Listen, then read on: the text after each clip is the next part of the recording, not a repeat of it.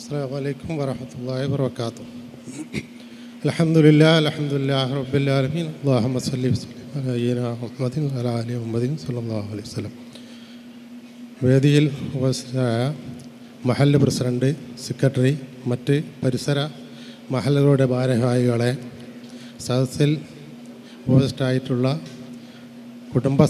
ഈ മഹല്ല് കുടുംബസംഗമത്തിൽ അണിനിരന്ന മഹല്ല് നിവാസികളെ, ഇതുപോലെ ഒരു കുടുംബസംഗമം സംഘടിപ്പിക്കുക എന്ന് പറഞ്ഞാൽ ഒരുപാട് ത്യാഗങ്ങളുടെ ഒരു സമ്മേളനമാണിത്. ഇതിൻ്റെ ഭാരവാഹികൾക്ക് മാത്രമേ അതിൻ്റെ ബുദ്ധിമുട്ടുകളും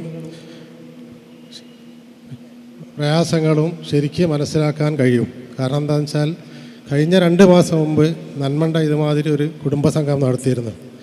അതിൻ്റെ ഒരു ഭാരവാഹി എന്നുള്ള നിലയിൽ നമുക്ക് അതിൻ്റെ എല്ലാ പൾസും അറിയുകൊണ്ടാണ് ആദ്യമായിട്ട് അതിൻ്റെ ബുദ്ധിമുട്ടുകളും അവരെ ആ ജിജ്ഞാസയും മറ്റ് ഇതും പ്രകടനത്തിലൂടെ നമുക്ക് മനസ്സിലാകുന്നത്. നമ്മൾ പറഞ്ഞ സമയത്ത് തുടങ്ങാൻ പറ്റിയിട്ടില്ലെങ്കിലും എവിടെയും അങ്ങനെ തന്നെയാണ്. കുറഞ്ഞ സമയം വൈകിട്ട് ഇങ്ങനത്തെ പരിപാടികളൊക്കെ തുടങ്ങാൻ നമുക്ക് സാധിക്കും. കാരണം ആളുകളെല്ലാം എത്തിപ്പെട്ട് ഒരു സദസ്സ് ഒരു മാന്യമായ ഒരു രീതിയിൽ എത്തുന്ന സമയത്ത് നമ്മളത് ഉദ്ഘാടനം ചെയ്യുന്നുള്ളത് എല്ലാവർക്കും അറിയുന്ന കാര്യമാണ്. ഏതായാലും ഇതുപോലുള്ള കുടുംബസംഗമങ്ങൾ നമ്മളെല്ലാ മഹല്ലിലും ഇപ്പോൾ നടത്തിക്കൊണ്ടിരിക്കുന്നുണ്ട്. ഈ പഴയകാല കൂട്ടുകുടുംബങ്ങളിൽ നിന്ന് അണുകുടുംബങ്ങളായി വ്യതിചലിച്ച ഈ സാഹചര്യത്തിൽ ഇടയ്ക്കിടയ്ക്ക് കുടുംബസംഗമങ്ങൾ, ഫാമിലി കോൺഫറൻസുകൾ പല സ്ഥലത്തും നടത്തുന്നുണ്ട്. പക്ഷേ മഹല്ല് കുടുംബസംഗമങ്ങൾ അടുത്ത കാലത്താണ് കൂടുതലായിട്ട് നടന്നു വരുന്നതായി നമ്മൾ കണ്ടുവരുന്നത്. ഇത് നമ്മുടെ കുടുംബത്തിലെ മെമ്പർമാരുടെ ഐക്യം ഊട്ടിയുറപ്പിക്കുവാനും സൗഹാർദ്ദപരമായിട്ടുള്ള പെരുമാറ്റത്തിനും ആശയവിനിമയത്തിനും എല്ലാം വളരെ ഉതകുന്ന രീതിയിലാണ് ഇങ്ങനത്തെ ഒരു സമ്മേളനം നമുക്ക് ഉപകാരപ്പെടുക.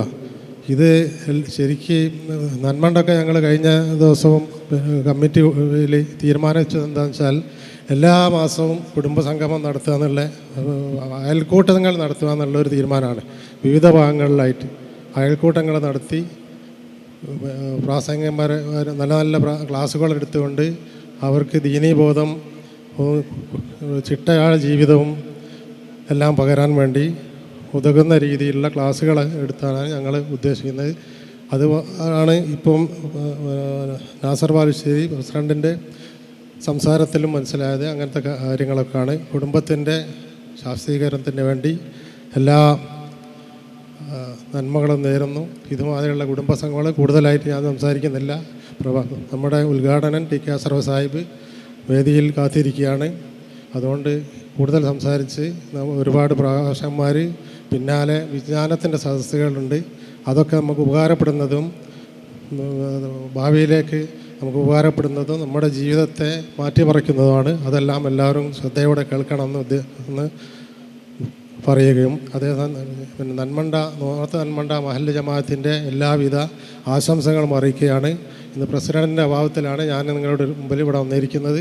പ്രസിഡൻറ്റിന് അസൗകര്യം കാരണമാണ് ഇവിടെ എത്തിച്ചേരാൻ കഴിഞ്ഞത്. എന്നിട്ട് ഞാനൊരു നിങ്ങളെ മാതിരി തന്നെ സദസ്സിലിരുന്ന് ഈ പ്രഭാഷണങ്ങളൊക്കെ കേൾക്കാമെന്നുള്ള ഉദ്ദേശത്തോടാണ് ഞാൻ പ്രതീക്ഷിച്ചത്. 2 ദിവസം മുമ്പാണ് ഇവിടെ വന്നിങ്ങനെ പ്രസിഡൻറ്റിനെ പ്രതിനിധീകരിച്ച്, മഹല്ലിനെ പ്രതിനിധീകരിച്ച് ഇവിടെ എത്തണമെന്ന് എന്നോട് ആവശ്യപ്പെട്ടത്.